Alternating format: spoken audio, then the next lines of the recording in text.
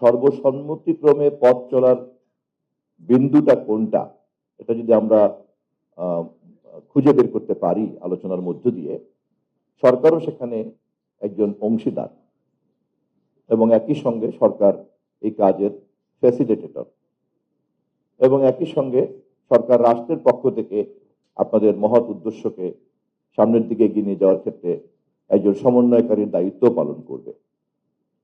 আমি সে কারণেই শুরুতেই আমি আপনাদের সঙ্গে আমাদের এই উন্মুক্ত সম্ভাবনা এবং আমাদের ইতিমধ্যেই যে ঐক্যবদ্ধ হওয়ার যে অর্জন, এই দুটো জিনিসকে আমি আপনাদের সামনে একটু পরিষ্কার করে রাখলাম, যাতে আপনাদের এনগেজড হতে সুবিধা হয়, যাতে আপনাদের মত বিনিময় করতে সুবিধা হয়। এবং আমাদের লক্ষ্য সম্পর্কে তো আমরা সবাই জানি, আমরা যেহেতু লক্ষ্যের ব্যাপারে একমত আছি এবং আমরা যেহেতু সবাই মিলে এক জায়গায় জড়ো হয়েছি, এখন আমরা লক্ষ্যে যাওয়ার পথ নকশাটা তৈরি করব। এবং এই পথ নকশা তৈরি করার জন্য, এই রূপরেখাটা তৈরি করার জন্যই কিন্তু আপনাদের মতামত নিব।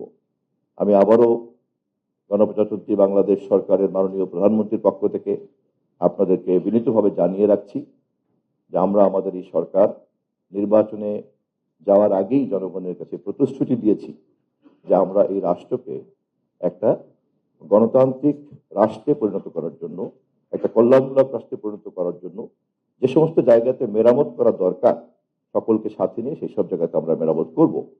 এবং সেই এরিয়াগুলির মধ্যে একটি গুরুত্বপূর্ণ এরিয়া হচ্ছে গণমাধ্যম।